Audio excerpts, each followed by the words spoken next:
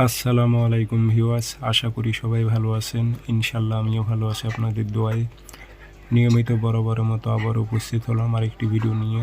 বশীকরণ, এই বশীকরণ প্রয়োগ করলে নারীর শরীর গরম হবে এবং ওই নারীটি যত বড়ই অহংকারী হোক আর দেমাগী হোক, ওই নারী হাজির হতে বাধ্য হবে।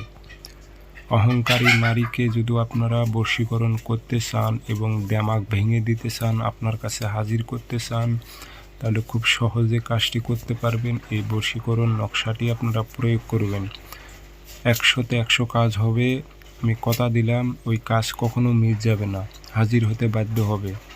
যদি বলেন যে অহংকার করে, অহংকারী নারীকে যদি বশীকরণ করে হাজির করতে চান, তাহলে এটাই প্রয়োগ করবেন। তো কাজটি কীভাবে করবেন, নিয়মকানুন সব কিছু বলে দেবো। ভিডিওটি সম্পূর্ণ দেখবেন, চ্যানেলটি সাবস্ক্রাইব করে রাখবেন। ব্যক্তিগতভাবে যদি আপনারা আমার থেকে কাজ করে নিতে চান অথবা কাজ শিখতে চান, যোগাযোগ করবেন 0133152703 ইমো আছে, হোয়াটসঅ্যাপ আছে। যারা কাজ শিখবেন অথবা কাজ করে নেবেন যোগাযোগ করবেন।